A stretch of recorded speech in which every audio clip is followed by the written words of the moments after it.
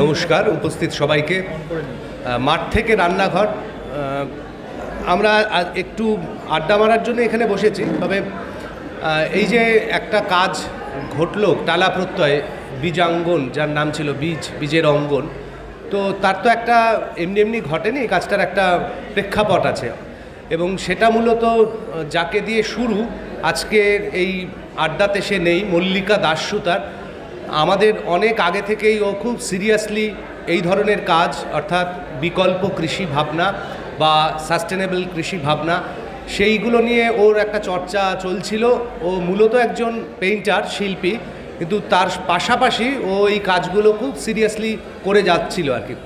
তো সেগুলো নানান রকমভাবে প্রভাবিত হয়েছে আমাদের কাজের মধ্যে। এবং মূলত যেহেতু মল্লিকা দাসসুতার একই সঙ্গে ভবতোষ সুতারের স্ত্রী, ফলে ওরা সকালবেলায় বিভিন্ন সময় নিজেদের মধ্যে আলাপ আলোচনার মধ্যে থেকে নানান রকমভাবে মল্লিকা থেকে প্রভাবিত হয়েছে ভব, এবং পরবর্তীকালে ভব খুব গভীরভাবে এর মধ্যে ঢোকার চেষ্টা করেছে। এই কাজটার মধ্যে দিয়ে আমরা মূলত শিখতেই গিয়েছি, আমাদের কিছুই জানা ছিল না। আমাদের এই কাজটা আমাদের একটা শেখার অধ্যায় ছিল, এইটুকুনি আমরা বলতে পারি।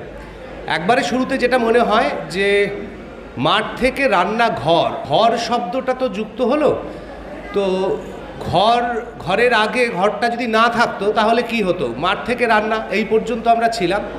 এই ঘর যুক্ত হওয়ার জন্য যেই জায়গাটা, সেটাই তো কৃষি না হলে আমাদের তো হয়তো ঘর হতো না, আমরা যাযাবরের মতনই জীবনযাপন করতাম। তো এই ফলে কৃষি এমন একটা জায়গা যেটা আমাদের পুরো মানব সভ্যতায় একটা নতুন ধারার তৈরি করেছে আর কি। এবং দীর্ঘ প্রায় আড়াই লক্ষ বছরের মানব সভ্যতার মধ্যে এই 12 থেকে 15,000 বছর একেবারে একটা অন্যরকম চলন আর কি। তো এই রকম নানান প্রসঙ্গগুলো, নানান বিষয়গুলো আমাদের এই কাজ করার একবারে প্রাথমিক পর্যায় থেকে উঠে এসেছে।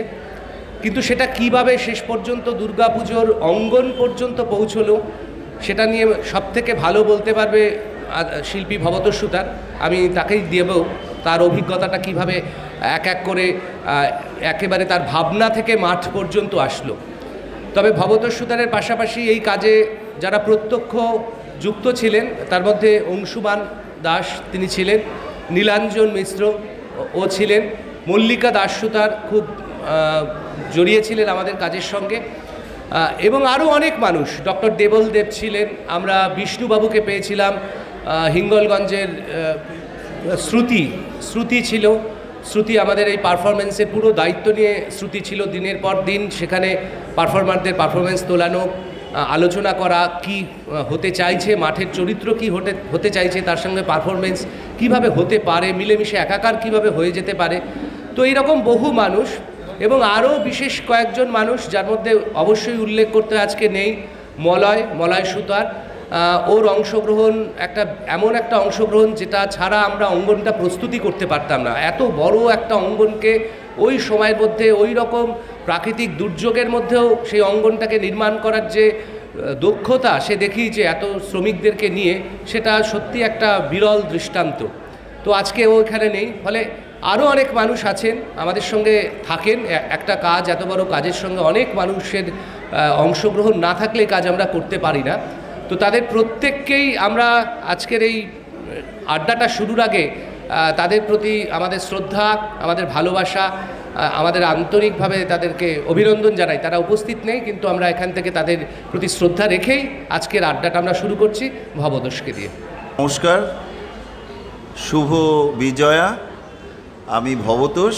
আপনারা অনেকেই আমাকে অন্যরকমভাবে চেনেন, যে আমি কলকাতা দুর্গাপুজো, এখন তো দুর্গাপুজোর বেশ একটা নতুন ধরন তৈরি হয়েছে, একটা শিল্পচর্চার নতুন ক্ষেত্র। এবং আমি মাঝে মাঝে বলি যে একটা গণতান্ত্রিক প্ল্যাটফর্ম শিল্পের শব্দটা, এই গণতন্ত্র শব্দটা ভীষণ অন্যরকম, বলতে ইচ্ছা করে না, তবু বললাম যে যেখানে সব মানুষ এক জায়গায় আসতে পারে এবং একই প্ল্যাটফর্মে এসে শিল্প চর্চা করতে পারে, এই রকম একটা জায়গা তৈরি ছিল। কিন্তু এখন এই লাস্ট কয়েক বছর ধরে যেটা হচ্ছে বা যে প্রচেষ্টাটা হচ্ছে আমরা অন্তত কয়েকজন মিলে করছি, সেটা হচ্ছে শিল্প শুধুমাত্র একটা দৃশ্যগত বা শুধু ভিজুয়াল আর্টের, যে আমরা যেভাবে শিল্পকে বুঝি যে ছবি আঁকা, মূর্তি গড়া বা আরও যা যা থাকে একটা মাধ্যমের জায়গা থেকে, তার বাইরে এটাকে ভেঙে নিয়ে আসার একটা জায়গা। যে ধরুন সমস্ত ধরনের মানুষ, মানে যিনি চিন্তাশীল মানুষ, তার প্রকাশের ক্ষেত্রটা হয়তো আলাদা। তিনি হয়তো ছবি আঁকেন না, ড্রয়িং করেন না, বা তিনি হয়তো মিউজিক করেন না, কিন্তু ভীষণভাবে আমাদের জীবন, আমাদের বেঁচে থাকা, আমাদের চেতন, চৈতন্য, তা সব কিছুর সঙ্গে তার একটা যোগাযোগ বা সেই বিষয়ে তিনি চর্চা করেন। সেটাও কিভাবে এই রকম একটা দুর্গাপুজোর ক্ষেত্রে এসে জুড়ে যেতে পারে, এই রকম একটা জায়গা নিয়ে আমরা বেশ কয়েক বছর ধরে ভাবছি।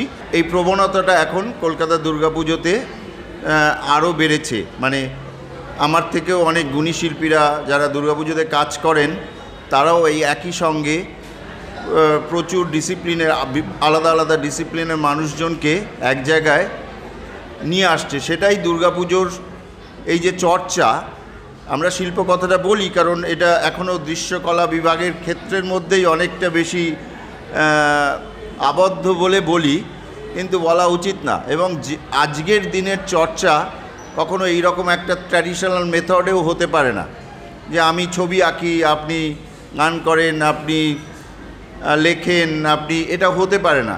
এটা পৃথিবীর অন্য অন্য জায়গাগুলোতে এই দূরত্বগুলো অনেক কমে গেছে, আমাদের এখানেই এখনও আছে। আমাদের এখানে প্রত্যেকটা বিষয়ের মানুষ আলাদা আলাদা করে যে থিয়েটার করেন, তিনি একাডেমিতেই হয় কিন্তু ছবির ঘরটায় ঢোকেন না। যে ছবি আঁকেন তিনি ওই নাটক দেখেন না। কিন্তু আমাদের সেই জন্য আমাদের এই চর্চার ক্ষেত্রটা এটা আর কখনো খুব বড় হয় না। এটা সেই জন্য অনেকে দুর্গাপুজোও দেখেন না।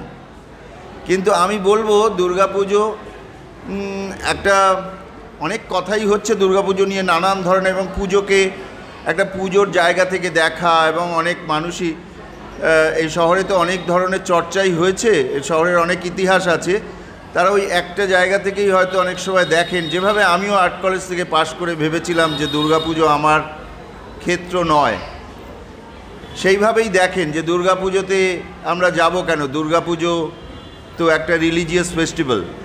এখন অবশ্য আমরা নানান মাধ্যম বা এই লাস্ট 25 বছরে অন্তত দুর্গাপুজো নিয়ে যে ধরনের চারিদিকে তার যে প্রভাব বিস্তার করেছে, তা দিয়ে বোঝা যায় যে এটা রিলিজিয়াস ফেস্টিভ্যালের নেই, তার বাইরে বেরিয়েছে। কিন্তু আমি বলছি তারও বাইরে বেরিয়েছে, অর্থাৎ এখানে অনেক রকমের চর্চার একটা পরিসর তৈরি হয়েছে, অনেক ধরনের মানুষের যুক্ত হওয়ার একটা পরিসর এখানে তৈরি হয়েছে। সেইটা এবছর টালা প্রত্যয়ে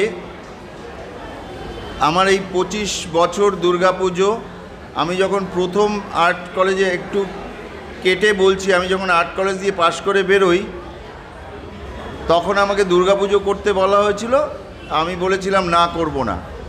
কিন্তু আমি যখন করি তখন অল্প বয়স, নীলাঞ্জনের কাছাকাছি বয়স, ওর যেমন প্রচুর এনার্জি, প্রচুর মানে তখন অনেক কিছু দেখছি, অনেক কিছু ভাবছি। আমি সবে সদ্য কলেজ পাশ করা, আর্ট কলেজ পাশ করা একজন শিল্পী, আমি কি মাঠে ঘাটে এইসব দুর্গা ঠাকুর বানানোর লোক? কিন্তু আমার একটা ছোট্ট ঘটনা, মানে আমি যখন পুজো করি, সেই পুজোটা করতে হয় আমার, এবং আমি তারপরে যখন যাই পুজো দেখতে, নিজের পুজো চতুর্থীতে, আমার গিয়ে মনে হয়েছিল যে পুজোটাই আমার করা উচিত। কিন্তু বিশ্বাস করুন, আমি সেই দিনই বুঝেছিলাম যে দুর্গা পুজো আমার কাছে তার একটা একেবারে কমপ্লিটলি একটা ডিফারেন্ট পার্সপেক্টিভ সেই দিনও ছিল, আজও আছে। এবং আমি খুব আস্তে আস্তে করে এই প্রচেষ্টাটার মধ্যেই ছিলাম যে কিভাবে দুর্গাপুজো একটা চর্চার ক্ষেত্র হতে পারে। কারণ আমাদের শহরে শিল্পচর্চা বললে যা বোঝায়, সেটার সঙ্গে বেশিরভাগই জনজীবনের কোনো সংযোগ নেই, এবং খুব কতিপয় মানুষ যারা প্রিভিলেজ তারাই শুধুমাত্র আর্ট গ্যালারিতে যায় বা যেতে পারে বা যারা প্রয়োজন বোধ করেন। তো আমার মনে হচ্ছিল যে আমি যদি একটু বেশি সময় এই ফিল্ডটাতে কাজ করি তাহলে কোনো একদিন হয়তো দুর্গাপুজোতে অনেক মানুষকে আহ্বান করা যাবে। সেটাই টালা প্রত্যয়ের 100 বছরের প্রত্যয় ছিল। কত সুন্দর দেখতে শিল্প হলো, কত তার জৌলস হলো, তার থেকেও বেশি যেটা ছিল যে কত বেশি সংখ্যক কৃতি মানুষ যারা বিভিন্ন বিষয়ে খুব কি বলবো, খুব একেবারে খুব ইন্টেন্স একটা চর্চার মধ্যে আছে, সেই সব মানুষকে কত বেশি এই ক্ষেত্রে যুক্ত করা যায়, আর আমরা যে বিষয় নিয়ে কথা বলতে চাই সেটাকে কত সহজভাবে মানুষের কাছে তুলে আনা যায়। যদিও আজকে যে সময়ের মধ্য দিয়ে আমরা যাচ্ছি তাতে সহজটাকেই খুব কঠিন মনে হয়, কঠিনটাকে আমাদের কাছে খুব সহজ মনে হয়। আমার তো এই মোবাইল এত ডাউনলোড অ্যাপস এই সেই, এটা ভীষণ জটিল মনে হয়। তার থেকে অনেক কিছু যা যা যা খুব সহজ সরল ছিল সেটাকেই আরও মনে হয় কীরকম জটিল করে দেওয়া হয়েছে। আমি রিসেন্টলি বাইরে থেকে ঘুরে এলাম, দেখলাম সবই কোথাও হিউম্যান টাচই নেই, সবটাই কীরকম একটা, আমি খুব বেমানান মনে হচ্ছিল, আমার বয়সেই মনে হচ্ছে। আমার মনে হয় আমার থেকে যারা এজ গ্রুপে আরও যারা বয়োজ্যেষ্ঠ তাদের তো আরও মনে হওয়ার কথা। যাই হোক, আমি বিস্তারে যাব না। টালা প্রত্যয়ের এইরকম একটা প্রত্যয় ছিল যে বিভিন্ন মাধ্যমের মানুষকে এক জায়গায় নিয়ে আসা, যারা বিভিন্ন মাধ্যমে খুব সিরিয়াস একটা চর্চার মধ্যে আছে, সেইটা বোধহয় সেটাই ছিল উদ্দেশ্য। আমার মনে হয় কিছুটা আমি সেটা সার্থকভাবে করতে পেরেছি। কাজটা আমার একার ছিল না, কাজটা আমাদের ছিল। যদিও দুর্গাপুজোর এখনও আপনারা যেভাবে দেখেন একটা হোর্ডিং ওঠে, একজন শিল্পীর নাম থাকে, সেই রকমই একটা জায়গায় আছে, কিন্তু আমি অনেক দিন ধরেই চেষ্টা করছিলাম যে কিভাবে এটা একটা কোলাবোরেটিভ প্রসেসের মধ্যে নিয়ে আসা যায়। নিয়ে আসতে পারলেই দুর্গাপুজো অনেকগুলো স্তরে চলে যাবে, তখন কিন্তু এটা একটা অন্য পার্সপেক্টিভের সঙ্গে জুড়ে যাবে। এইটা একটা ব্যাপার। আর এবার আমি আসি যে এই পার্টিকুলার টালা প্রত্যয়ের যে কাজটা এবার আমরা করলাম, এর ভাবনাটা একটুখানি ছুঁয়ে যায়। আমার জন্ম বরিশালে, আমি 7-8 বছর বয়সে বরিশাল থেকে এখানে আসি। আমরা যখন চলে আসি রিফিউজি হয়ে, তখন এই পারে বেহালাতে আমরা এসে উঠেছিলাম, কিন্তু আমার দিদিমা বা আমার মামা বাড়ির তারা কেউই বা আমাদের আত্মীয় স্বজনরা জানতেন না যে আমরা ঠিক কোন অংশে একবারে আছি। তো তখন খুব ছোট, বছর 1.5-2 বাদে বাংলাদেশ থেকে একজন লোক খোঁজ নিয়ে আমাদের বাড়ি খুঁজে বার করেছে। একটা ভাড়া বাড়িতে বেহালায় থাকতাম। তো সেই ভদ্রলোক তার পকেট থেকে বার করে আমার মাকে আমার দিদিমার দেওয়া কয়েকটা বীজ দিয়েছিলেন একটা প্যাকেটে করে। তো আমি ভেবেছিলাম হয়তো অন্য কিছু দিদিমা পাঠিয়েছে, কারণ আমরা বাংলাদেশ থেকে যখন চলে আসি তখন যে গাছের আম বা বাতাবি লেবু যেটা হয়তো তখনও রেডি হয়নি সেটাও ছিঁড়ে খাওয়ানো হচ্ছে, নারকেলের নাড়ু করে খাওয়ানো হচ্ছে, আমরা চলে যাচ্ছি বলে। কিন্তু যখন 1.5 বছর বাদে কাউকে পাঠিয়েছে, তাকে দিয়ে কতগুলো লাউ আর কুমড়োর বীজ পাঠিয়েছে। এর মানে আমি তো তখন বুঝতাম না। আর এই লকডাউনের সময় আমার ওয়াইফ মল্লিকা দাসসুতার, আমি অত্যন্ত সৌভাগ্যবান যে আমার সহধর্মিণীও একজন শিল্পী এবং খুবই সংবেদনশীল একজন শিল্পী। এই বিষয়গুলো নিয়ে ওর অনেক বেশি আগ্রহ ছিল। তো লকডাউনের সময় আমার ছেলের বন্ধুরা চাঁদেরহাটে আসতো, চাঁদেরহাটে একটা আর্টিস্ট কমিউনিটি। তো হঠাৎ ও বাচ্চাদের বলল যে এই তোরা একটা খেলা হবে, তোরা বীজ চিনিস? বীজ, এই যে ফল খাস, শাকসবজি খাস, এর যে বীজ যা দিয়ে এটা তৈরি হয় সেটা চিনতে পারবি দেখালে? তো বেশিরভাগ ছেলেমেয়েরাই ভালো স্কুলে পড়ে, কিন্তু অনেকেই বেশিটাই বলতে পারছে না। আমি একটু ভেবে, আমার খুব ইন্টারেস্টিং লেগেছিল, আমি ভেবে দেখলাম আমিও গোটা 4-5 চিনি আর কি। তো আমার তখন খুব হন্ট করেছিল বিষয়টা যে আমি বীজ চিনি না, অথচ আমি মাটি দিয়ে দেবী মূর্তি বানাই, আমি বীজ চিনি না, আমি মাটি চিনি না, আমি আমার ঐতিহ্য জানি না, আমি কোথা থেকে এসছি, আমার রুটকেই চিনি না। এই প্রশ্নগুলো একের পর এক আমার সঙ্গে, মানে যেহেতু একটা দীর্ঘদিন দুর্গাপুজো করি বা থিম বানাই, তার তো একটা প্রক্রিয়া ওই ভেতরে থাকেই, সব সময় একটা পাক চলতে থাকে। তো এই 1 1 2 2 2 4 এরকম করে জিনিসগুলো এগোতে থাকে। তারপর আমি ওই দিদিমার বীজ, মল্লিকার বাচ্চাদের বীজ চেনানো, আমার তখন মনে হয়েছিল যে এটা দুর্গাপুজোয় আসা উচিত। কারণ আমাদের যে দেবী দুর্গা, সে শস্যেরই দেবী, মানে আমি অন্তত সেটা অনেক আগে থেকেই এইভাবে ভাবতাম। আমার কাছে এই খুব একটা ওই পশুর বধ টধ এগুলো খুব একটা কেমন মনে হতো, এগুলোর সাথে আমি জীবনের কোনো লিঙ্কও পাই না, কারণ কোনো দিনই পাইনি। কারণ 2007-এও আমি একটা দুর্গাপুজো করেছিলাম মানব জমিন বলে, সেখানে রামপ্রসাদের ওই গান, এমন মানব জমিন রইল পতিত, আবাদ করলে ফলতো সোনা। তো তখনও আমার কাছে একটা ওই রকম জায়গা ছিল যে ঠিক আছে, সেটা তবু একটা অন্য দর্শনের জায়গা। কিন্তু ইন রিয়েলিটি আমার কাছে ওই বীজ চেনা থেকে যে আমাদের জীবন, আমাদের তার যে সূত্র, তার যে যোগ জীবনের সঙ্গে এবং আমার যে রুটের সঙ্গে, সেইটাকে মূলত এইবারের এই টালা প্রত্যয় করার একটা যখন প্ল্যান তৈরি হয়, তখনই আমার মনে হয়েছিল যেহেতু টালা প্রত্যয় একটা খুবই বড় সংগঠন এবং যেখানে সম্ভব অনেক মানুষকে আমি একসঙ্গে নিয়ে যাতে কাজ করতে পারি, তো তারপরে আমি অংশুমানের কাছে যাই। অংশুমান আমাদের পূর্ব পরিচিত ছিল, কিন্তু আমার সঙ্গে আমরা যে কখনো কাজ করতে পারবো একসঙ্গে এরকম ভাবিনি। ওর বাড়িতে যাই, আমরা বাঁকুড়াতে যাই বীজ উৎসবে।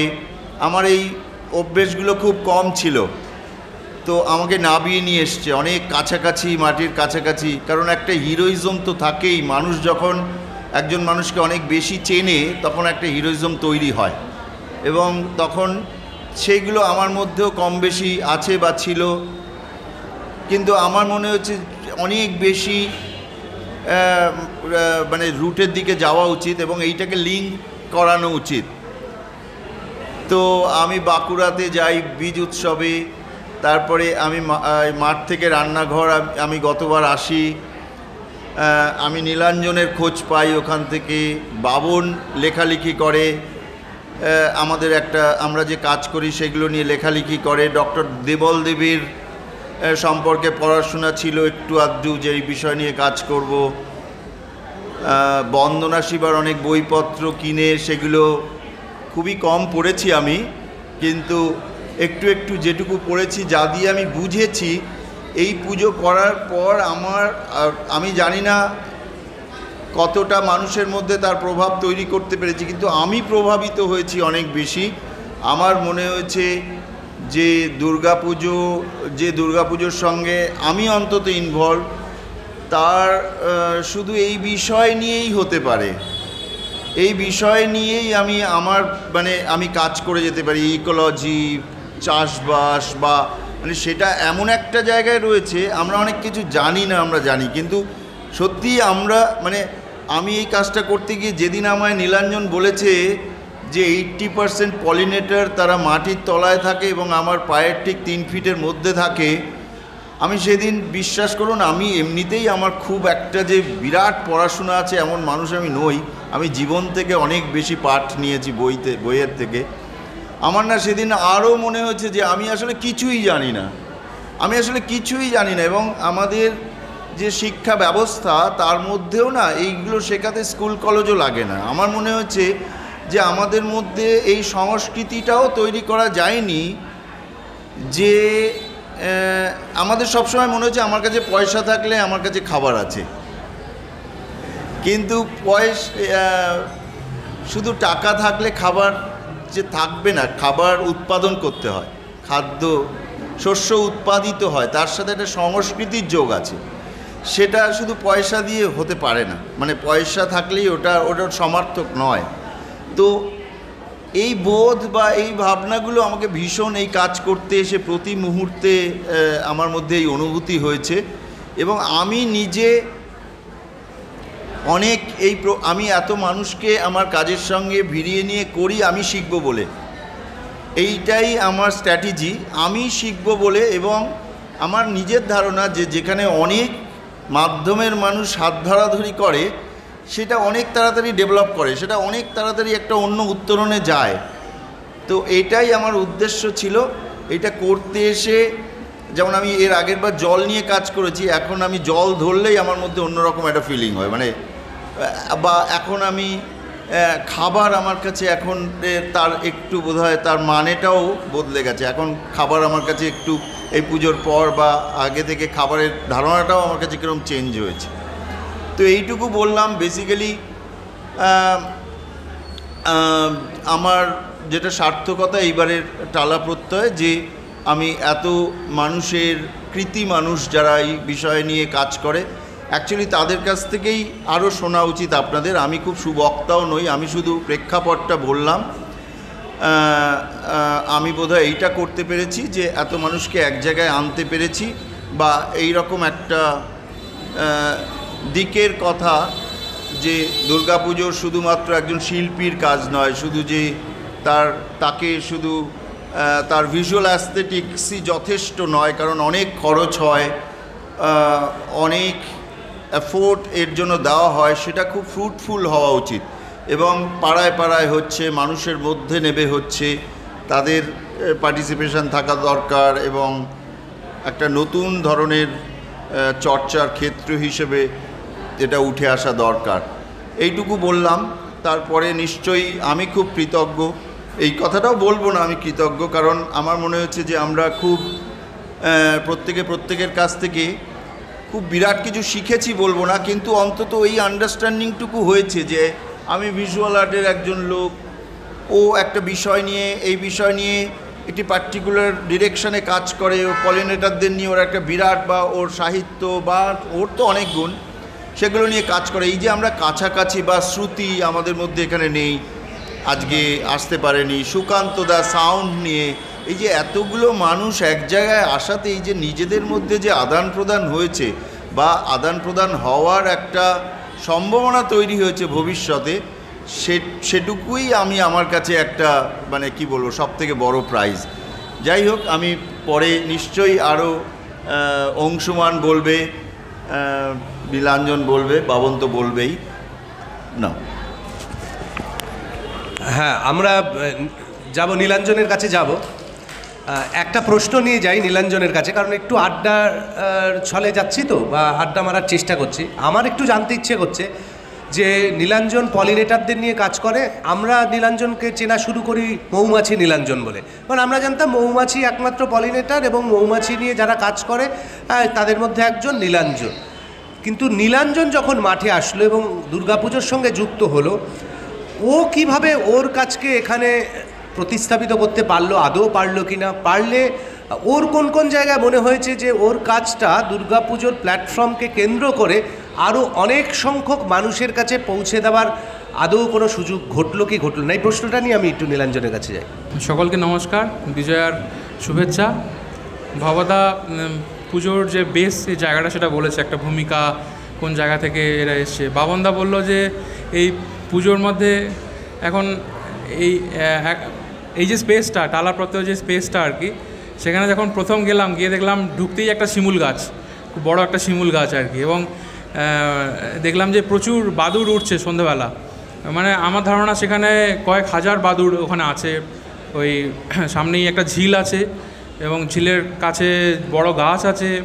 তো যখনই কাজ করতে গেছি দেখতাম ওই যে বাদুড় আসছে, এবং শিমুল গাছ, বাদুড়ে উড়ে যাওয়া, মানে ওই জায়গাটাই, স্পেসটাই আর কি ইটসেলফ এমন একটা জায়গা যেখানে আমরা অন্যান্য পলিনেটারদেরকেও দেখতে পেতাম কাজ করতে করতে। আমাদের ড্রোন উঠছে, সেখানে বাদুড়রা ড্রোনের পাশ দিয়ে ওড়াউড়ি করছে। বাবনদা যেটা বলছিল যে আমরা সাধারণত জানি যে মৌমাছি পলিনেটার, কিন্তু তার বাদেও অনেকেই আছে যারা পলিনেটার আর কি। তার মধ্যে বাদুড় একটা অন্যতম, এবং যাদেরকে আমরা রোজই দেখতে পেতাম এখন। এবং কিন্তু আরেকটা মুশকিলের ব্যাপার, সেটা হলো আমাদের জীবনবিজ্ঞান বই, যেটা অন্তত আমরা যে সিলেবাসে পড়াশুনো করেছি সেখানে এই এপিকালচার বলে একটা কথা ছিল, এপিকালচার সেরিকালচার। আমরা ছোটোবেলায় ওই বই থেকে জানতে পারলাম না যে হানিবি মানে যারা মধু তৈরি করে চাক বাঁধে আর কি, তাদের বাইরে আর কোনো মৌমাছি হয় এই কথাটা আমরা ছোটো থেকে জানতে পারলাম না। আর তারপরেও জানার কোনো সুযোগ আমাদের নেই, কিন্তু পরে চর্চা করতে গিয়ে জানা গেল যে পৃথিবীতে অন্তত 20,000 প্রজাতির মৌমাছি আছে, যাদের 70 থেকে 80% মৌমাছি থাকে মাটির নিচে, এবং বেশিরভাগই থাকে একা। ফলত তখন মনে হলো যে মাটির উপর যা কিছু হচ্ছে আর কি, সেটা খুব বেশি ভারী যন্ত্র চালানো বা প্রচুর মাটি খোঁড়াখুড়ি করা বা প্রচুর পেস্টিসাইড দেওয়া, সার দেওয়া। এবছর অনেকগুলো বড় বড় এক্সপেরিমেন্টের রেজাল্ট এসছে, খুবই ইম্পর্ট্যান্ট সেগুলো, যেখানে দেখা গেছে যে আমরা যা কিছু ব্যবহার করি সেগুলো কীভাবে এদের উপর প্রভাব বিস্তার করে। এখন যারা টালা প্রত্যয়ের পুজোটা দেখেছেন আর কি, ভার্চুয়ালি হোক বা সামনাসামনি, দেখবেন যে এখানে পলিনেটারদের একটা খুব বড় জায়গা ছিল। মানে আমি ভাবতেই পারিনি যে দুর্গার পেছনে যে চালচিত্র হয় সেটা পুরোপুরি জায়গাটা ভবদা বলে যে ওটা মৌমাছি দিয়ে একটা কোলাজ মতো করতে হবে। তখন ওই জায়গাটাকে আমার এভাবেই ব্যবহার করতে ইচ্ছে হলো যে মৌমাছি নয়, বাকি অনেকেই থাকবে। আপনারা হয়তো খেয়াল করেছেন যে ওখানে মৌমাছি ছাড়াও অনেক মথ ছিল, প্রজাপতি ছিল, দুর্গা টুনটুনি ছিল, বসন্ত বৌরি ছিল এবং বিটেল ছিল। সবথেকে যেটা ইম্পর্টেন্ট, আমরা যাদেরকে শুধু গুবরে পোকা বলে জানি, এরা আসলে আদিম পলিনেটারদের একজন। যখন পৃথিবীতে মৌমাছির জন্মই হয়নি তখন বিটেলরা তখন পলিনেট করেছে, তখন পৃথিবীতে আজকের মধ্যে এরকম ফুল নেই। তো আমার মনে হয়েছিল, আমি ভবদাকে বলছিলাম, যখন যেদিন প্রথম পলিনেটারদের ওই জায়গাটা টেস্ট করা হচ্ছে, আলো জেলে সাজানো হলো প্রথম, আমার একটা খুব মন কেমন করছিল আর কি। কারণ এই যে বললো না যে টাকা আছে মানে খেতে পাচ্ছি, এটা ভাবি আমরা। যদি সেভাবেই ভাবি তাহলে আমেরিকায় হিসেব করা হয়েছিল বছর 5 আগে যে শুধু মৌমাছি এক বছরে যে পলিনেশন করে, যে পরাগ মিলন করে, সেটা ইন টার্মস অফ মানি সেটার কত টাকার ভ্যালু হয় তার, সেটা হয়েছে $20 বিলিয়ন। এরকম বহু আছে। তো শুধু মৌমাছির এটা, এরপরে তো মথ, এরপরে তো বাদুড়, এরপরে মাছি, যে মাছিকে আমরা খুব ঘেন্না করি আর কি, এবং আরও অনেক ম্যামালস আছে, মানে ম্যামালস আছে অনেক আরও যারা পলিনেট করে, এবং তাদের মতো করেই ফুল হয় নিচে। ম্যামালরা পলিনেট করবে বলে সেই ফুলগুলো নিচে হয়, তার একটা টার্মই আছে জিওফ্লোরি। তো এরা যদি এখন সবাই আমার থেকে পয়সা চাইতো কখনো আর কি, যে পরাগ মিলন করেছি পয়সা দাও, সেটার আমরা না খেতে দেবে মরে যেতাম আর কি। কিন্তু এখন যেটা হয় যে যেহেতু প্রচুর পেস্টিসাইড ইউজ করা হয়ে গেছে, সেই জন্য হাত দিয়ে পরাগ মিলন করতে হচ্ছে। এবং আমার মনে হয় যে যেহেতু বিভিন্ন ফুলের বিভিন্ন সময় নির্দিষ্ট, তাতে করে এর পিছনে একটা নতুন ধরনের শ্রম শোষণের জায়গা আছে। অনেক সমস্যা তো আছেই। আরেকটা বিষয় হচ্ছে যে এতে যে এক্সট্রা যে পয়সাটা খরচ হচ্ছে, সেটার শেষ পর্যন্ত আমাদেরকেই পে করতে হচ্ছে। তো এরকম একটা জটিল পরিস্থিতি, সেই জায়গা থেকে এতটা জায়গা দেওয়া, প্রচুর মানুষ প্রশ্ন করেছেন, অনেকেই তাদের প্রতিক্রিয়া জানিয়েছেন যে এরকম চালচিত্র ভাবা যায় না যে দুর্গার পেছনে এত মানে কীট পতঙ্গ তারা রয়েছে এবং তারা সবাই পলিনেট করে, এত গুরুত্বপূর্ণ একটা ভূমিকা পালন করে, কিন্তু তাদের পার্লামেন্ট নেই। আমাদের তো কথায় কথায় হিউম্যান রাইট আছে, কিন্তু তাদের তো হয়ে বলার কেউ নেই আর কি। যখন খুশি তাদেরকে আমরা শেষ করে ফেলতে পারি, যখন খুশি তাদের যে বসত বাড়ি আর কি, অর্থাৎ ঝোপ ঝাড় ইত্যাদি যখন খুশি কেটে তাদেরকে আমরা উদ্বাস্তু করে ফেলতে পারি, তাদের হয়ে বলার কেউ নেই। শেষ পর্যন্ত যখন দাঁড়ালো, ওই মা দুর্গা ওরমভাবে দাঁড়ালেন, ওরম লাঙল হাতে, একদিকে তার বাহনরা, যাদের নিজেদের প্রচুর ইকোলজিক্যাল গুরুত্ব রয়েছে এবং প্রত্যেকে আমাদের মাঠের তারা প্রাণী আর কি, মানে ইঁদুর বা পেঁচা, হাঁস এবং ময়ূর, তার সঙ্গে যখন পলিনেটার ওরম করে দাঁড়ালো, আমার মনে হলো যে মানে দুর্গা তাদের হয়ে কথা বলছেন, একজন প্রতিনিধিত্ব করছেন যেন দুর্গা, এরকম একটা বিষয়। যারা কখনোই কিছু বলতে পারে না, আমাদের পায়ের তলায় থাকে, আমরা তাদেরকে দেখতে পাই না। এবার প্রচুর মানুষ এসছেন, দেখেছেন, প্রচুর প্রশ্ন করেছেন, এবং 21 সালের মোটামুটি নভেম্বর ডিসেম্বর থেকে এখনও অবধি কয়েক হাজার মানুষের সাথে তো বিভিন্ন জায়গায় দেখা হয়েছে। বেশিরভাগ মানে প্রায় সবাই বলেছেন যে তারা জানেন না এটা, যে মৌমাছি মাটির নিচে থাকে বা বাদুড় পলিনেট করে। বাদুড়কেও আমরা একটা ভয়ের চোখে দেখি ইত্যাদি। এখানেও যারা এসছেন, পুজো দেখেছেন, তারা আর কি প্রচুর প্রশ্ন করেছেন, যে জানতে চেয়েছেন এবং তারা মুগ্ধ হয়েছেন। তারাও প্রথমবার জেনেছেন, এরকম বললেন যে আমরা জানতামই না মৌমাছি এরকম হয়, দেখতে এরকম হয়। এটা মৌমাছি সবুজ রঙের হয়, নীল রঙের হয়, আলাদা করে না বললে। ইনস্টলেশনের পার্ট যেটা ছিল সেখানে অনেকে দাঁড়িয়ে গিয়েছেন ওই জায়গাটাতে, যেখানে ট্যাবে কোনো শব্দ ছিল না কিন্তু মাটিটা নড়ছিল এরকম করে। তো অনেকে দাঁড়িয়ে গিয়েছেন, জিজ্ঞেস করেছেন কীভাবে এটা করা হয়েছে, এটার মানে কি, মাটিটা ছুঁয়ে দেখেছেন আর কি। কারণ ওই মাটিটাকে আমরা কোনোদিন দেখতে পাই না ওপর থেকে, ওটা নিচে হয় যা হয়। সুকান্তদার যে সাউন্ড ইনস্টলেশন অপূর্ব, আল মাহমুদ এবং জীবনানন্দ দাশের খুবই রেলিভেন্ট দুটো কবিতা, তার সঙ্গে যে শব্দ গেছে সেটা মূলত মাটির তলার ইনসেক্টের শব্দ। অনেকে হয়তো লেখাটাও পড়েছেন। ফলে ইনসেক্টের একটা খুব বড় জায়গা ছিল, পলিনেটার, সিড ডিসপার্সার। এবং অংশুমানদার যে ইনস্টলেশনটা ছিল এরমভাবে প্রশ্ন করেছে যে ওটার সাথে এটা কী সম্পর্ক, মানে প্রচুর বস্তা, প্রচুর ফলন, তার সাথে মৌমাছিদের কী সম্পর্ক। মানে ওখানে এমনও মানুষ পেয়েছি যারা 15 মিনিট থেকে 1 ঘন্টা পর্যন্ত ওই নিচেরই অংশটাতে সময় দিয়েছেন, এবং সেটাও বেশ কয়েক হাজার মানুষ সেটা দেখেছেন। তো আমার মনে হলো যে আর কি হবে জানি না। ভবদা একটা কথা সেই সময় বলছিলেন যে এটাকে জিয়ে রাখা, মানে আমরা এটা তো কাল থেকেই তো আর আন্দোলন শুরু হয়ে যাবে না বা সব পাল্টে যাবে না, কিন্তু এই প্রসঙ্গগুলোকে উত্থাপন করা, এটাকে জিয়ে রাখা, বা এত অসংখ্য মানুষ তারা ভার্চুয়ালি বা অফলাইন গিয়ে দেখা, ফেসবুকের লেখায় প্রচুর তর্ক বিতর্ক হয়েছে। সেখানে মূলত যে কথাগুলো উঠে আসা যে এত ধরনের পলিনেটার আছে, এরা কারা, এরা কী করে, এটাই আমার কাছে মনে হয় অনেক বড় জায়গা। কারণ একটা বই লিখলেও এতজনের কাছে চট করে রাতারাতি পৌঁছানো সম্ভব না, একটা নিউজ পোর্টাল থেকেও সম্ভব না, যেটা ওখানে হয়েছে। সেজন্য প্রশান্ত বিশ্বাস, অনেকেই চেনেন, এখানেও মাঠ থেকে রান্নাঘরের সঙ্গে উনি অ্যাসোসিয়েটেড, যিনি ফুড টেকনোলজি বিভাগের অধ্যাপনা করেন। তিনি বলছিলেন যে জীবনে যত সেমিনার করেছি বা যাই করেছি, এই পুজোর ইম্প্যাক্ট আমার কাছে তাদের সবাইকে ছাপিয়ে গেছে। তো এটা উনি বলছিলেন, আমারও তাই মনে হয় যে অনেক কথা, অনেক কিছু শুরু হলো আর কি। শুধু একটা লাইন যে মৌমাছি মাটির নিচে থাকে, বা যে দুর্ভিক্ষের যে রিপোর্টকে কাজে লাগিয়ে যে দুর্ভিক্ষ হয়ে গেছে, এরপরেও হবে আমাদের এই দেশি বীজে দেশীয় পদ্ধতিতে চাষ করলে, এবং তার উল্টো দিকে দাঁড়িয়ে যে ফেমাইন রিপোর্ট, এবং সেখানে যে ওই একটি কথা আর কি, সেটা দেবলদেবের যে সাক্ষাৎকার ছিল সেখান থেকে হোক বা আমাদের ডেমনস্ট্রেশন থেকে হোক, যে মানুষ মরে গেছে না খেতে পেয়ে, কিন্তু প্রত্যেকের বাড়িতে বীজ ধানের যে পাত্রটি ছিল সেটা অবিকৃত, অক্ষত, মানে সুদিন ফিরলে ওই বীজটা দিয়ে আবার চাষ করব আমরা। মানুষ না খেতে পেয়ে মরে গেছে কিন্তু ওই বীজটা হাত দেয়নি, অর্থাৎ বীজকে এত একটা বড় গুরুত্বের জায়গায় মানে রেখে গেছে আর কি। বা মানে মূর্তির পাশেই যে একটা বাড়োর মতো ছিল, একটা টানেলের মতো একটা কাঠের স্ট্রাকচার, সেখানে একজন পারফর্ম করে যাচ্ছে সারাক্ষণ, 3টে শিফটে 3জন পারফর্মার। এই পারফর্মাররা প্রচুর পরিশ্রম করেছে, এবং ভাবা যায় না এত গরম, হিউমিডিটি, তার মধ্যেও তারা প্রাণ ঢেলে পারফর্ম করে গেছে। মানুষ চমৎকার ইন্টারপ্রিটেশন করেছেন সেটার। আমি শুনছিলাম, ওই ওপরে গিয়েও শুনছিলাম, ওপরেই অত ভিড়ের মধ্যে মানুষ প্রশ্ন করছিলেন।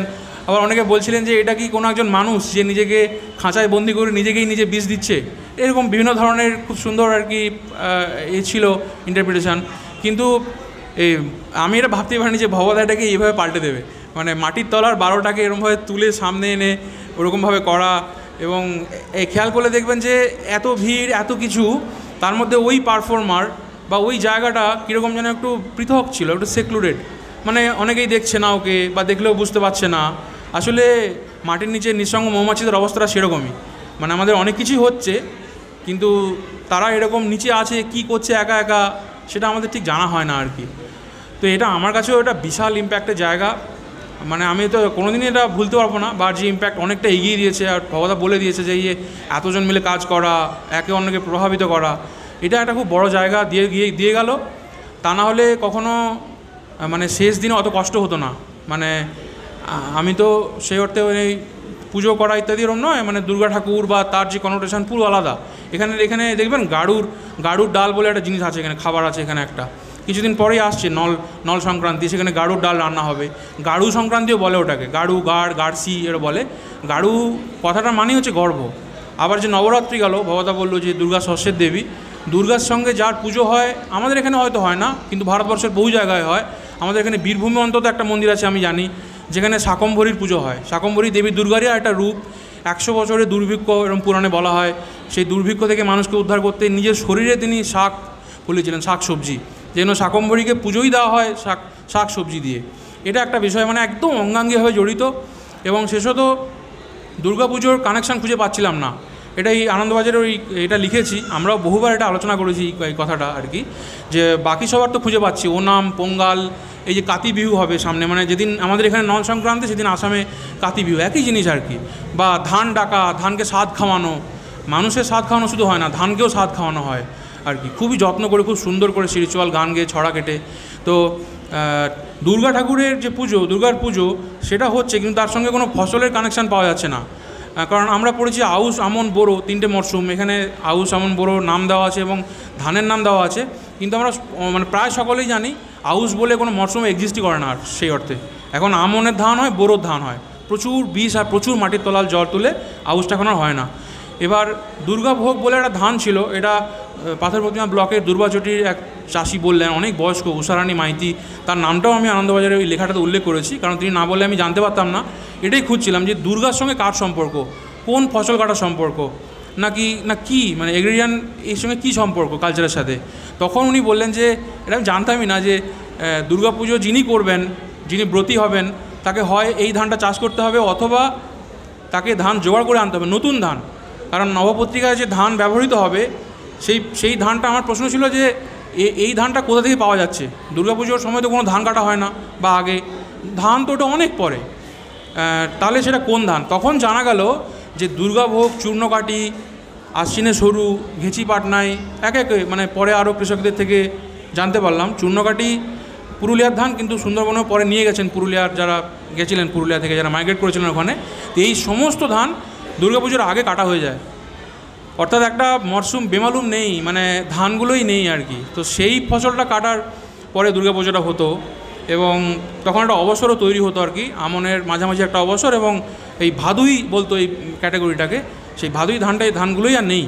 তো এইটা একটা বড় প্রাপ্তি, যে এইটা ওখানে পেয়েছি, যে লাঙল নিয়ে যাচ্ছেন, ওরকমভাবে মুভ করছেন, এবং আমার তো মনে হয়েছে যে বাচ্চাদের হাতের যে মুদ্রাটা ছিল সেটা খানিকটা ওই বীজ ছেটানোর মতন আর কি।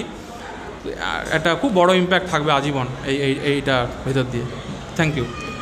যেখান থেকে নীলাঞ্জন শেষ করলো সেখান থেকেই একটা শুরু হোক আর একটা বিতর্ক বা একটা আলোচনা। আমরা ওখানে একটা লেখা ছিল যে মানুষ একমাত্র জীব যে নিজের খাদ্যে বিষ মেশায়, এটা খুব বড় করে আমাদের মণ্ডপ জুড়ে ছিল, সেটা আমরা জানি। আর একটা পাশে ছিল আমরা এখনও দ্বিতীয় বিশ্বযুদ্ধের উচ্ছিষ্ট খাই। তো খুবই সিগনিফিক্যান্ট এই লাইনগুলো রাখা ছিল। দ্বিতীয় কথা হচ্ছে, অতি সম্প্রতি আমাদের একটা বড় ডিজাস্টারের আমরা প্রত্যেকেই সাক্ষী হয়ে রইলাম, যেটা আমাদের উত্তরবঙ্গ জুড়ে এখনও তার রেশ চলছে।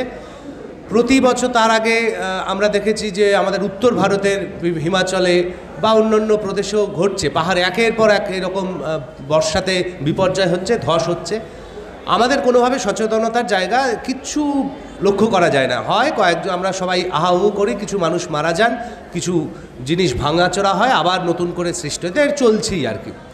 তো এই যে আমরা এত বড় সাহস করে একটা কথা লিখলাম, বা একটা দুর্গাপুজোতে এই রকমভাবে রাজনৈতিক একটি প্রসঙ্গ, একটি অর্থনৈতিক প্রসঙ্গ, কৃষি নিয়ে এইরকম একটা ব্যবস্থা, যা নিয়ে অংশুমানরা দিনের পর দিন গ্রামের মানুষের সঙ্গে সরাসরি সংযোগ রক্ষা করে করে এই ব্যাপারগুলো ভাবার চেষ্টা করছে বা বিনিময় করার চেষ্টা করছে, যে আমাদের খাদ্যে বিষ মেশাচ্ছি আমরা, সেটার বিকল্প পথ কী হতে পারে। আমার এখান থেকে প্রশ্ন যে দুর্গাপুজো কি, এই দুর্গাপুজোটা অন্তত সেখান থেকে এই যে ধারাবাহিক কাজের প্রক্রিয়া, ধারাবাহিক কাজের ধারা, তাতে কি একটু হলেও কিছু লাভ করলো, নাকি এটার কোনো ইম্প্যাক্টই নেই এই ক্ষেত্রে? না, আমি একটু তাত্ত্বিক ব্যাপারে যাব না, আমি একটু আমার এক্সপিরিয়েন্সটা বলি এই কাজটা করতে গিয়ে, এবং সেটা সূত্র ধরে এই উত্তরটা দেবো আর কি। তো দেখুন, আমি তো মাঠে ঘাটে হয় কৃষকদের সঙ্গে ট্রেনিং করি, কাজ করি, লাঙল চালে এইসব করি, হয় বা নয় সেমিনারে বলি, নয় লিখি, এইসব করি। তো আমাকে যখন মানে যখন একটা প্রস্তাব বা এরকম একটা যখন চিন্তা শুনলাম ভবর কাছ থেকে, আমার মাথায় খুব পরিষ্কার হচ্ছিল না যে কী হতে পারে বিষয়টা। তো আমার মাথায় তো ওই লেখা, লেকচার, ট্রেনিং এইসব ঘুরছে। পুজো হবে, পুজোতে এই ধরনের জিনিস হবে, কীরকমভাবে হবে, আচ্ছা একটা নতুন চ্যালেঞ্জ, এটা নেওয়া যাক, দেখা যাক কী করা যায়। কারণ এই বিষয়গুলোতে শুধু আমি একটা সংস্কৃতিগত দিক নিশ্চয়ই রয়েছে, নীলাঞ্জন যেটা বলছে, তো আমার কাছে ভীষণ রাজনীতির বিষয়। খাবার একটা রাজনীতি, এবং আমি বারবার যেটা বলে থাকি সব জায়গাতে, যে খাবার আসলে একটা অস্ত্র। খাবারকে নানা সময়ে, মানে আজ থেকে 10,000 বছর আগে যখন আমরা চাষবাস শুরু করেছি, সেই সময় থেকে শুরু করে আজ পর্যন্ত খাবারকে আসলে অস্ত্র হিসেবে ব্যবহার করে এসছে মানুষ। যাদের হাতে ক্ষমতা আছে তারা খাবারকে অস্ত্র হিসেবে ইউজ করেছে। এবং এই রাজনীতিটা কীরকমভাবে এরকম একটা পরিসরে নিয়ে আসবো, সেটা আমার একটা খুব একটা চিন্তা ছিল, একটা টেনশনও ছিল, যে কীভাবে আসবে বিষয়টা। এবং একটা পুজোর সময় লোকে উৎসবের মধ্যে থাকে, আনন্দের মধ্যে থাকে, সেইখানে আমি বলছি যে এই দেখো দুর্ভিক্ষে লোকে না খেতে পেয়ে মারা গেছে, এইসব ভুলভাল জিনিস হচ্ছে, এইসব সার বিষ, এইগুলো কিরকম একটা ডিসকানেক্টেড জিনিস মনে হচ্ছিলো, যে এগুলো কি বলা সম্ভব ওখানে আদৌ। আর সত্যি কথা বলতে কি, যদি এগুলো না বলতে পারি তাহলে আমার আলাদা করে পুজোতে যাওয়ার কোনো ইন্টারেস্ট নেই। আমি পুজো দেখতেও যাই না। আমি মনে করি পুজোর একটা অসম্ভব গুরুত্বপূর্ণ জায়গা রয়েছে, সেই জায়গাটা আমার কাজের সঙ্গে কীভাবে জুড়ো আমি বুঝতে পারিনি প্রথমে। তো তারপরে যখন বাবার সঙ্গে আলোচনা হচ্ছে, কথা হচ্ছে, তার মধ্যে আবার নানা রকম জিনিস হচ্ছে। তার মধ্যে ভব বলল যে আচ্ছা আমরা তাহলে ধানের এক্সিবিশন করা যায় কিনা, তাহলে ধান কোথায় পাওয়া যায়। ধানের একমাত্র বের হচ্ছে দেবলদা, সেই মানে পৃথিবীর অন্যতম ধান সংগ্রহ করছে দেবলদা। তাহলে চলো দেবলদার কাছে যাওয়া যাক। তো দেবলদার কাছ থেকে সব ধান পাওয়া গেল না, কারণ সময় নেই অত ধান, মানে ধান তো জাস্ট এনে নিলেই হবে না, তার নাম লিখে কোন সময় হয় তার তথ্যও আনতে হবে। দেবলদার কাছ থেকে সব পাওয়া গেল, আবার কোথায় পাওয়া যায় খোঁজো। ফলে আরেকজনের কাছে যাওয়া হলো, বিষ্ণু, সেও ধান সংগ্রহ করে। তো এইরকম চর্চাগুলো চলছে মাঝে মাঝে। আর চলতে চলতে আমরা একবার করে বাইরে যাচ্ছি, মানে সুন্দরবনে যাচ্ছি, কৃষকদের সঙ্গে আলোচনা করছি, কথা বলছি, বুঝছি। ওখানে এই অনিমেষরা এসছে, অনিমেষরা ওখানে মহিলাদের সঙ্গে কাজ করেন যারা বীজ সংগ্রহ করেন, তাদের সঙ্গে কথা বলছি, কী কী বীজ রেখেছেন, কেন রেখেছেন, বীজ কীভাবে আদান প্রদান করেন, সেইগুলো বুঝছি। মানে আমরাও বুঝছি, ভবও নিশ্চয়ই কোনো রকমভাবে এগুলো আত্মীকরণ হচ্ছে। আমরা সবাই আত্মীকরণ করছি বিষয়গুলো, কারণ আমরা এক একটা ধরনের লোক। ভব ভিজুয়াল মিডিয়া নিয়ে কাজ করে, আমি তো পুরোই খাবার দাবার ইত্যাদি নিয়ে কাজ করি। একজন রয়েছেন যিনি ডান্স পারফর্মার, একজন রয়েছেন সাউন্ড আর্টিস্ট। তো এই জায়গাটা আস্তে আস্তে তৈরি হচ্ছে, সেইটা আমার কাছে খুব মজা লেগেছিল। এবং ভবর সঙ্গে কথা বলতে বলতে আমি যেটা বুঝতে পারছি, খুব মজার বিষয়, এটা জানি না ভব রেগে যাবে কি না, খুব পরিকল্পনা থাকে না কিন্তু কাজের, মানে ভবর কাজের এটা একটা প্লাস পয়েন্ট আমি বলবো। এটা আবার মাইনাস পয়েন্টও। আমার খুব টেনশন হতো একসময়, যে কী হচ্ছে না, এবারে কী হবে, আরে সময় তো চলে এলো, শেষ হচ্ছে না কেন কাজটা, এইটা আমার একটা ভীষণ টেনশন হতো। এবং তারপরে দেখছি এটা খুব চলছে, এবং কোথায় কি হবে আমরা খুব পরিষ্কার জানি না, বুঝতে পারছি না কী চলছে। 3-4 দিন পরে পরে যাচ্ছি, দেখছি জায়গাটা বদলে গেছে, এখানে একটু অন্যরকম হচ্ছে, হঠাৎ দেখছি ওইখানে একটা অন্য কিছু গজিয়ে উঠেছে। আচ্ছা এটা কেন গজিয়ে উঠলো, ভবকে জিজ্ঞেস করলাম, ভব বলল আচ্ছা এইটা হ্যাঁ এরকম হতে পারে। তারপর আবার পরের সেন্টেন্সই বললেন নাও হতে পারে। মানে হোল কনফিউজিং আর কি পুরো বিষয়টা, সবাই কনফিউজ, কী হচ্ছে কিছু বোঝা যাচ্ছে না। তো এই যে কনফিউশনের যে চর্চা, সেইটা আমার কাছে খুব ইন্টারেস্টিং লেগেছে। তো আমার মনে হচ্ছে যে আমি অন্য জায়গাতেও বলে থাকি যে যতক্ষণ না কনফিউশন থাকছে কোনো সৃষ্টি হবে না। যদি আমি জেনেই যাই এইটা আমি করতে চাই, তাহলে সেখানে তো আমার তো একটা রাস্তা তৈরি হয়ে গেল, আমি তো আর অন্যদিকে তাকাবো না, আমি তো ওই রাস্তাটা ধরেই হাঁটবো। এই কনফিউশনটা আমরা প্রায় কতদিন, প্রায় 5-6 মাস কাজ করেছি। হ্যাঁ, একটা ফুল কনফিউজ স্টেটে কাজ করেছি 5-6 মাস, কিচ্ছু জানি না কী হচ্ছে, ক্রমাগত বদলে যাচ্ছে। আর এই বদলাতে কিন্তু মানে আমি শুনছিলাম, ভব বলছিল একটা জায়গাতে যে মানে মা দুর্গার যে রূপ, সেটাও আমার বিশ্বাস খুব একটা শুরু থেকে তৈরি করে মাথায় নিয়ে এগোনো হয়নি। এবং মানে মা দুর্গা বোধহয় নিজেই তার রূপটা তৈরি করে নিয়েছেন। এই মা দুর্গা নিশ্চয়ই, তিনিও নিশ্চয়ই কনফিউশনের মধ্যে দিয়ে যাচ্ছিলেন যে এরা ব্যাটা কোথায় নিয়ে যাচ্ছে, আমাদের কী করতে চাইছে আমাকে নিয়ে। হ্যাঁ, তো নিশ্চয়ই সেই কনফিউশনের মধ্যে দিয়ে মা দুর্গাও গেছেন, এবং একটা কিন্তু রূপ দাঁড়ালো, এবং একটা রূপ দাঁড়ালো, এবং একটা মায়ের রূপ দাঁড়ালো, সত্যি সত্যি একটা মায়ের রূপ দাঁড়ালো, যে কিন্তু একজন মানবী। হ্যাঁ, যে মানবী, যে যতটা দেবী তার থেকেও বেশি মানবী, তার থেকেও বেশি করে এই আমাদের যে সমস্ত অন্যায়, যে সমস্ত সমস্যা, সেগুলোকে মানে লাঙল দিয়ে যেন উনি চেষ্টা করছেন উৎখাত করে দেওয়ার। তো এরকম একটা রূপে গিয়ে দাঁড়ালো। তো এই জার্নিটা আমার কাছে খুব ইন্টারেস্টিং লেগেছে এবং আমার যেটা মনে হয়েছিল যে এই চ্যালেঞ্জটা, যে সেমিনার তো অনেক করলাম কিন্তু কোথাও তো পৌঁছচ্ছে না। দেখছেন যে এই যে আয়োজন মাঠ থেকে রান্নাঘর, এটা আমাদের 8 নম্বর আয়োজন। ঘুরে ফিরে একই লোক আসেন, নতুন লোক খুব কম আসেন। নতুন লোক বহু কষ্ট করে টেনে আনতে হয়। মানে এক একটা জায়গাতে যদি আমরা 10টা নতুন লোক পাই খুব খুশি হই। তো এইটা একটা সুযোগ আমাদের এলো যেখানে আমরা অন্তত 10 লক্ষ লোক এই কাজটা দেখলেন। আমি জানি যে ওইটুকু সময়ে 3 মিনিট 4 মিনিট সময় পেয়েছেন লোকে দেখার, ওইটুকু সময় কিছু দেখা সম্ভব নয়, বোঝাও সম্ভব নয়। এবং আমরা সত্যি বলতে কি কিছু কিছু জায়গা ছিল বেশ জটিল বোঝা। আমরা একদম সরাসরি গ্রাফ ওখানে রাখার চেষ্টা করেছি, আঁকার চেষ্টা করেছি যে কি হয়েছে, কীরকমভাবে জিনিসগুলো বদলেছে, কীরকমভাবে সরকার এবং কর্পোরেট আমাদের ভাঁওতা দিয়ে চলেছে, যে খাবার কিভাবে দুর্ভিক্ষ হয়েছে। আমরা এখনও দুর্ভিক্ষের ভাঁওতা দিয়ে লোকে আমাদের ভয় দেখিয়ে যায়। আমরা একদম সরাসরি গ্রাফ এঁকেছি, খুব এস্থেটিক্যালি, নিশ্চয়ই এস্থেটিক হয়েছে বিষয়গুলো, কিন্তু সবসময় আমরা একদম সরাসরি অঙ্ক এনেছি, সংখ্যা এনেছি, কিছু না কিছু কমিউনিকেট করেছে নিশ্চয়ই লোকের কাছে। আমাদের মনে হচ্ছিল যে লোকে প্রশ্ন করবে, এবং আমি শুনছি যে অনেকে প্রশ্ন করবে, অনেক চর্চাও তো হয়েছে।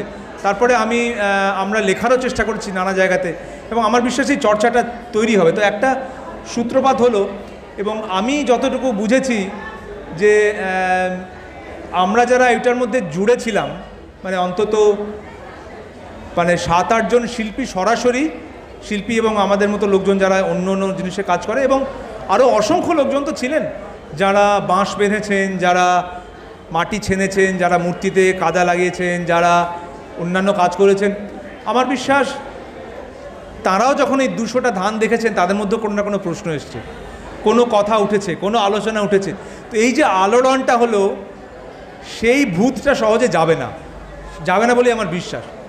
তো এই পুজোতে অন্তত সেইটা হলো, এবং আমার মনে হয় এটা চলবে, আরও বেশ কিছুদিন চলবে। এবং আমি তো আশা রাখবো যে ভবিষ্যতেও ভবর অন্য কাজেও আজকে বীজ বা কালকে হয়তো মাটি, পরশুদিন হয়তো মানুষ, কিংবা অন্য কোনো দিন অনেক কিছু উঠে আসবে। তো দেখা যাক, এইটা একটা আশা রাখবো আর কি। এবং ভবর কাছ থেকে একটু বেশি শুনতে চাই, ভব ভবিষ্যতে কী ভাবছে, এরপরে কি, সেটা নিয়েও একটু কখনো আলোচনা হলে ভালো হয়। একটা ছোট্ট ভুল সংশোধন করে দিচ্ছি, সেটা আনন্দের জন্যই। যদি এটা সংখ্যাটা কম হতো তাহলে বলতাম না। আসলে 10 লক্ষর কথা বললো, ওখানে আনুমানিক প্রায় 2 কোটি লোক গেছে, 2 কোটি দর্শনার্থী এবার টালা প্রত্যয় দেখেছে, যে যার মতন করেই দেখেছে। ফলে এইটা একটা জায়গা। আর দ্বিতীয় একটা জায়গা যেটা অংশু বারবার করে বলার চেষ্টা করলেন, সেখান থেকে আমার মনে হয় যে এই কাজটার আলোড়ন রয়ে গেল, না হলে এই মাঠ থেকে রান্নাঘরে আমাদের হয়তো আমন্ত্রণও আসতো না। এটা আর একটা প্রমাণ যে এখনও চর্চা চলুক, দেখা যাক। এবার ভবই বলতে পারবে যে এই চর্চাকে আগামী দিনে ও আরও কত গভীরভাবে দেখতে চায়। আমি প্রথমেই বলেছি যে আমার কাছে 25 বছর, এটা 26তম বছর ছিল টালা প্রত্যয়। আমি এই টালা করতে করতেই আমার যারা আমার সঙ্গে যারা ছিল তাদের আমি বলেছি যে আমার কাছেও না কোথাও একটা দুর্গাপুজো করার তার যে তাৎপর্য, এবং আমার মনে হচ্ছে একমাত্র যে দেখুন, আমি খুব রিলিজিয়াস, আমি ধর্মের লোক, খুব ওসবের লোক তো আমি নই, হওয়ার কথাও না, অন্তত আমার তো হওয়ার কথাই না। আমার আপব্রিঙ্গিংয়ের সাথে এগুলো কিছু নেই। আমাকে নিজেকে আমার 2 হাত দিয়ে লড়তে হয়েছে, তো 10 হাতটাতে আমার খুব একটা বিশ্বাসও নেই। এইবার আমার যেটা মনে হয়েছে যে প্রথম যে আমরা যে এই বছর এবং ওই মাটিটা যখন আমি হাত দিই না, আমি মূর্তি নিজে বানাই, যদিও আমি একজন পেইন্টার, আমি পেইন্টিং নিয়েই পড়াশোনা করেছি, কিন্তু মাটিটা হাত দিলেই না কোথাও আমার মধ্যে একটা অনুরণন তৈরি হয়। সেটা খুব পার্সোনাল, আপনাদের সঙ্গে আমি শেয়ার করলাম। এইবার আমার এই কাজ করতে গিয়ে আমি এই কাজ খুব ডিজাইন ছিল, এই কাজের মধ্যে খুব ডেকোরেশন ছিল, খুব ভিজুয়াল অ্যাস্থেটিক্স ছিল, এটা ছিল না।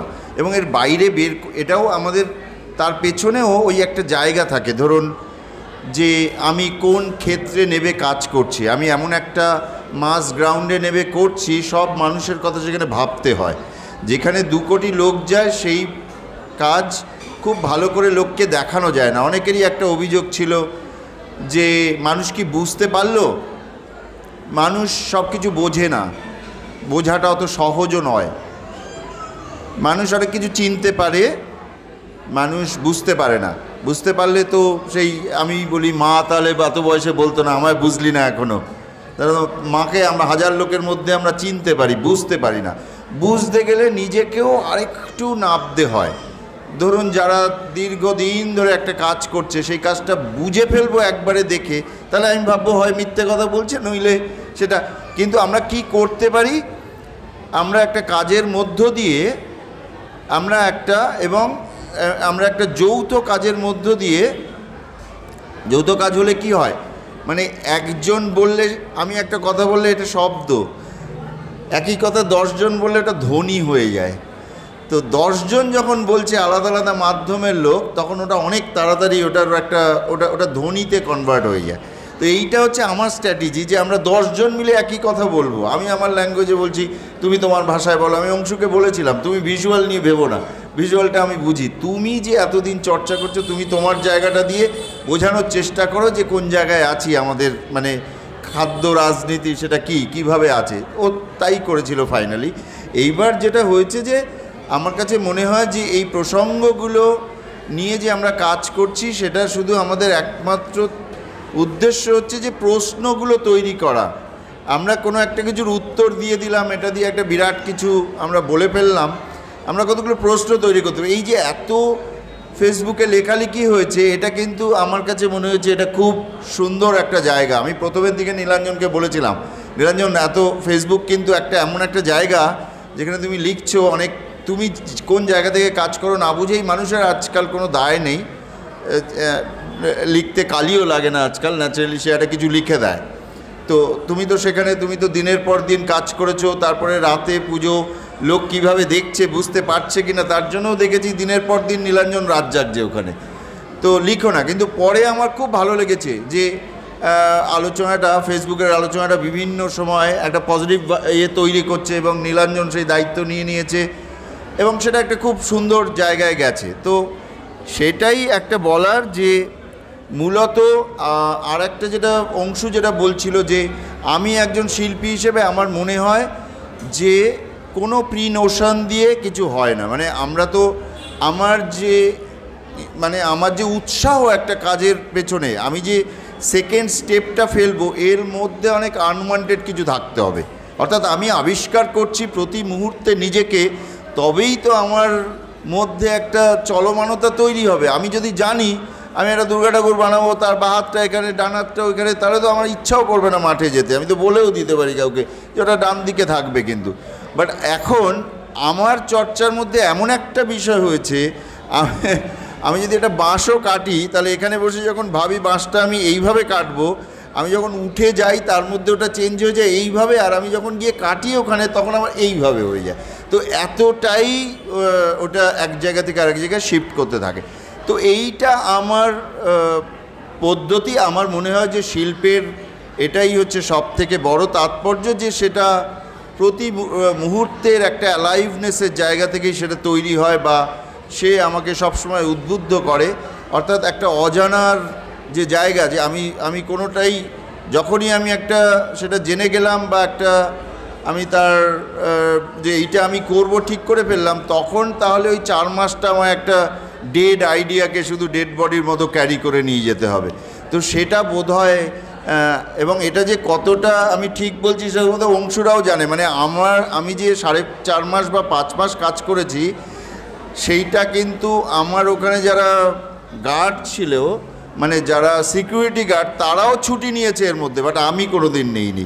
মানে আমার বিশ্বকর্মা পুজোতেও আমি বাড়িতে থাকিনি, আমি স্বাধীনতা দিবসের দিনেও, আমি 15 আগস্টেও বাড়িতে থাকিনি, আমি কিন্তু ওই মাঠটাতেই ছিলাম। তবে যেটা হয়েছে যে প্রত্যেকটা পুজো মাঠ আমার কাছে একটা ক্যানভাসের মতো, সেইখানে অন্যবার একটা খাটিয়া মাঝখানে বেছানো থাকে এবং সেই ওর মধ্যেই আমি বসে থাকি, শুয়ে থাকি, ওর মধ্যেই খাই। এটাও একটা পারফরমেন্সের মতো। যারা আপনারা বাইরে থেকে দুর্গাপুজোকে ওইভাবে দেখেন বা ওরকম একটা খুব তারা সত্যি হয়তো এই প্রক্রিয়া যদি আপনারা দেখেন আপনাদের ধারণা বদলেও যেতে পারে। তো যাই হোক, এইরকম একটা প্রসেসের মধ্যে এইটাকেই আমি এনজয় করি যে আমি কি করব সেটা কখনোই কোনো সময় আমি করে ফেললাম, বাস ডান। সেই জন্য আমার একটা প্রথম আমার একটা পাবলিকেশন আছে মাঠে ঘাটে শিল্প, আর্ট অন গ্রাউন্ড জিরো। প্রত্যেকবারই আমি যে কাজটা করি সেই কাজটার উপরে একটা বই তৈরি হয় এবং সেটা বই, পুস্তিকা নয় কিন্তু, মানে সেটা বই, একটা মানে স্বাস্থ্য আছে, তার একটা চেহারা আছে। তো এইবারে তো আমি অনেক কিছু পেয়ে গেছি, এত সব লেখার লোকও পেয়ে গেছি। হোপফুলি এটা একটা খুব সুন্দর বই আকারে বেরোবে আমাদের পুরো এক্সপিরিয়েন্সটা এবং আমরা কি করতে চেয়েছিলাম। তো সেটা একটা খুব আনন্দের জায়গা। অর্থাৎ পুজো আমার কাছে বিসর্জন হয়ে গেলেও রয়ে গেল রেশটা, যেটা বইয়ে থেকে যাবে।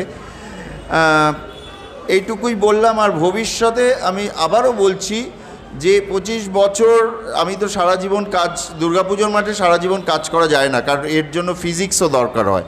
তো আমারও 52 বছর বয়স এবং 25-26 বছরের পর এটা মানে বুঝতেই পাচ্ছেন।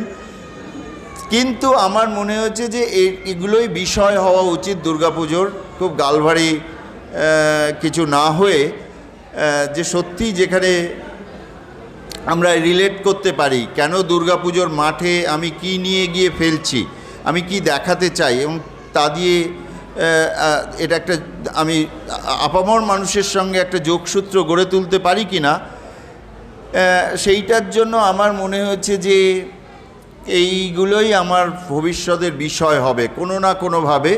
হয়তো ডেফিনেটলি যেভাবে আমি এবার করেছি, যেভাবে আমরা দেখিয়েছি, তা এটা তো একটা খুব ছোট্টখাট্ট বিষয় নয়, এটা একটা বিরাট ব্যাপার। এর যে কোনো একটা দিকে ঢুকলে, শুধু পলিনেটারে ঢুকলে সেটা দিয়ে 4টে দুর্গাপুজো করা যায়, মানে ওটা এমন একটা জায়গা রয়েছে। আমরা যদি বীজ আর খাবার প্লেট পর্যন্ত মাঝখানের রাজনীতিটা বলি, সেটা নিয়ে 4টে দুর্গাপুজো করা যায় এবং তার যে লেয়ার সেগুলোর মধ্যে ঢোকা যায়। ন্যাচারালি একজন দায়িত্বশীল শিল্পী হিসেবে আমার মনে হয় আমি যে সুবিধাটা ভোগ করছি, অর্থাৎ আমি গেলেই একটা পুজো কমিটি একটা বেশ একটা ভালো অর্থ বরাদ্দ করছে একটা কাজের জন্য, সেটা যেন আমরা যেমন চর্চা করছি আবার সেটা যেন কাজে আসে সমাজের, মানে সেটার মধ্যে সবাই এসে যেন কিছু একটা পায় নির্যাস, নইলে না এটা বিসর্জন হয়ে যাবে। বিসর্জন যেমন দুর্গাপুজোর একটা মানে প্রাণশক্তি হচ্ছে বিসর্জন দুর্গাপুজোর, কিন্তু আজকের দিনে দাঁড়িয়ে বলবো যে বিসর্জন হওয়া ভালো, কিন্তু ভাবনা বা এই যে প্রসেস যার মধ্য দিয়ে আমরা যাচ্ছি, এটা বিসর্জন হওয়া উচিত নয়। অর্থাৎ এর রেশটা থেকে যাওয়া উচিত বিভিন্নভাবে। আজকে যেমন এই আলোচনা হচ্ছে এর মধ্যে, এবং খুব অল্প দিনের মধ্যেই আমরা বইটা আমাদের বার করতে পারবো বলে মনে হয়। এটাও আপনাদের শুনে ভালো লাগবে। আমি দুর্গাপুজো করি 25 বছর ধরে।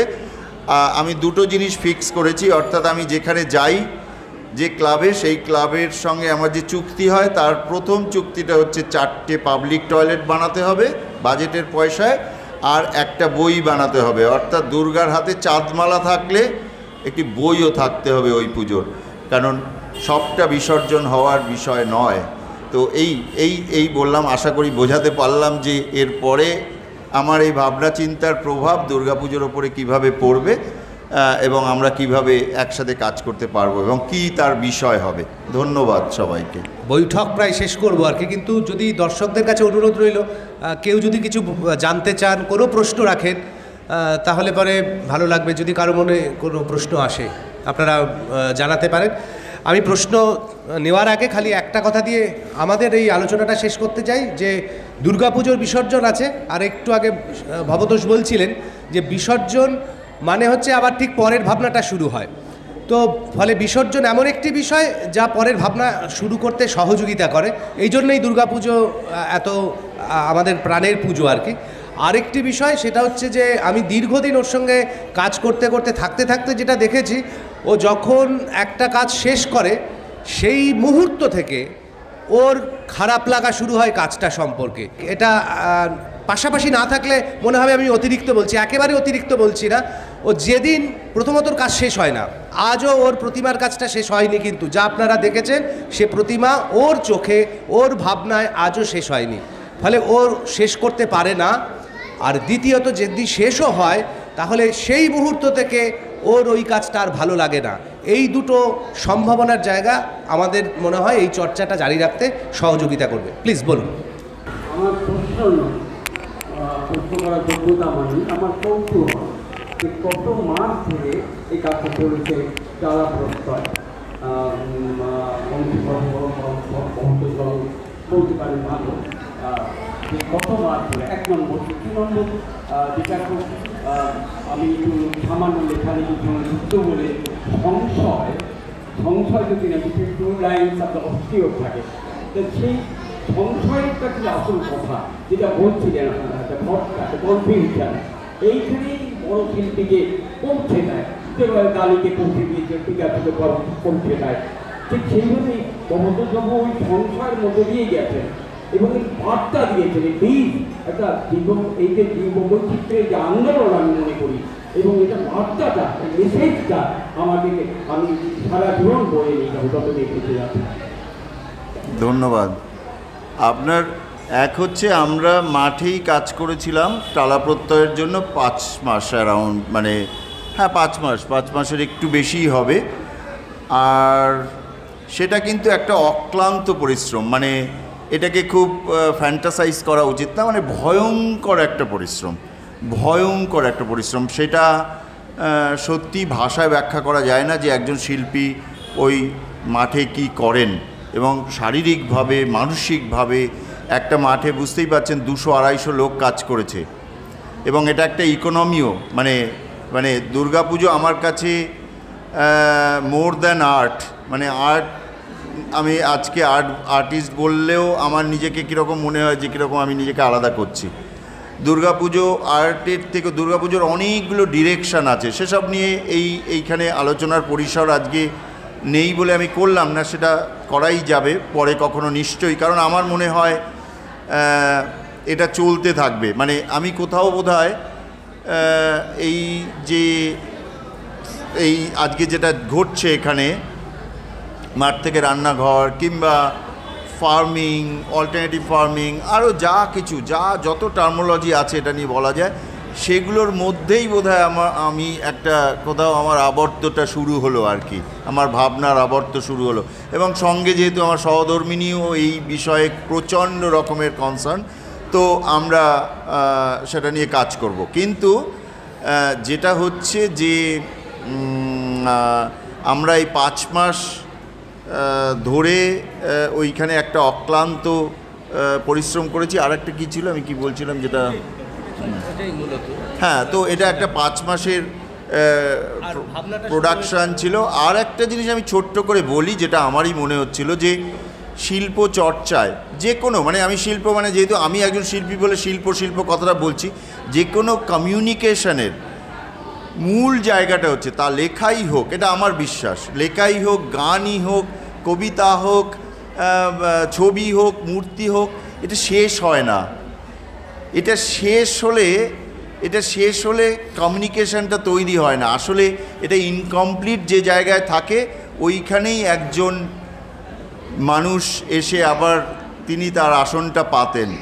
আমি অর্থাৎ বোঝাতে পারলাম কিনা আমি জানি না, যে ওই উইন্ডোগুলো যে কোনো চর্চার মূল জায়গাটাই হচ্ছে, আমি যদি ওই বস্তুটিকে একেবারে কমপ্লিট বানিয়ে ফেলি, যার মধ্যে আপনার আর অবকাশই রইল না কোনো জায়গায়, মানে আমি যদি একটা ঘর বানাই আর তার যদি জানলা দরজা না থাকে যেমন হবে, ঠিক সেই রকম একটা হয়। শিল্পচর্চার সবথেকে বড় কাজ হচ্ছে কতগুলো ফলস পজ ছেড়ে যাওয়া, যেখানে আপনার আসন পাতা হবে। অর্থাৎ সেগুলোই অ্যাপারেন্টলি কখনো কখনো মনে হয় যে এটা ইনকমপ্লিট, কিন্তু ওই জায়গা দিয়েই অডিয়েন্স বা দর্শক যার সাথে কমিউনিকেশনটা হয় সে এন্ট্রিটা নেয়। সেই জন্য খুব বড় মতবাদ, কোনো একটি স্টেটমেন্ট, এগুলো আর্ট কখনো বেশি দিন আর্ট গ্রহণই করেনি। এগুলো শিল্পের মতামত চেঞ্জ করে খালি, মানে আমি যা ভেবে করেছি আপনি একটা অন্য কিছু আবিষ্কার করবেন তার মধ্যে, আর তারই সেই কি বলবো, সেই জায়গাটা আমার মধ্যে থাকবে, ভাবনার মধ্যেই, যে আমার অডিয়েন্স আছে, আমি যার সঙ্গে এটা কমিউনিকেশনের জায়গায় নিয়ে যেতে চাই। তো আমি কোনো কিছু শেষ করি না, আর শেষ বলে কিছু হয়ও না। আমায় অনেকে বলে দুর্গাপুজোর ভাবনা শুরু হয়ে গেছে, আমি বললাম শেষই তো হয়নি। আর আমি কোনো জায়গা থেকে শুরুও করি না, এটা চলছে, এটা ফল্গু ধারার মতো চলতে থাকে, প্রকাশ সবসময় ওইভাবেই চলতে থাকে। আর আমার দুর্গা ঠাকুর প্রত্যেকবার যখন ওই দ্বিতীয়া তৃতীয়া শুরু হয়, তখন যখন আমায় ধাক্কা দেয়, প্রেশার আসে, সরে যেতে হবে, এক্ষুনি যে ওপেন করবে সে আসবে, তখন ভাড়া খুলতে বলি আমি, খুলে দাও, এখানেই শেষ। আর দুর্গার সাথে আমার একটা কনভারসেশন হয়, সেটা হচ্ছে, দেখুন আমার দুর্গার সঙ্গে কিন্তু একটা লড়াই হয়, সেই অর্থে বললে আমি অসুরই, কিন্তু আমার সঙ্গে আমি কিন্তু এটা একটুও মজা, মানে আমার মনে হয় যে দুর্গা আর আমার একটা লড়াই চলতে থাকে এই 4-5 মাস, এবং বেশিরভাগ সময়ই দুর্গাই জিতে যায়। এবং আমার মধ্যে যে কথাটা হয়, শেষে যাক তোকে ছেড়ে দিলাম, এবার পরের বার দেখে নেব, তো এইটা দিয়ে শুরু হয়। এইরকম একটা কি বলবো, এইরকম একটা মানসিক স্তরের মধ্য দিয়ে যাই আমি, মাটি ধরলেই ফিলিং হয়, এবং দুর্গাটা আমি নিজে হাতে বানাই, আর ওটা কোনো দিনই আমি জিততে পারি না, আর কোনো দিনই আমার কাছে ওটা শেষও হয়, কোনো দিনই মনে হয়নি এই মূর্তিটা আমি শেষ করতে পারলাম আমার মনের মতো। ধন্যবাদ, অনেক কথা বললাম আপনাদের সঙ্গে। নিশ্চয়ই পরে আবার দেখা হবে পুজো মাঠে, কিংবা এই মাঠ থেকে রান্নাঘরে। ওকে, আর কেউ কিছু বলবেন? ঠিক আছে, তাহলে আজ আমরা এখানেই আমাদের আড্ডা শেষ করছি। সবাইকে ধন্যবাদ, ভালো থাকুন, শুভরাত্রি।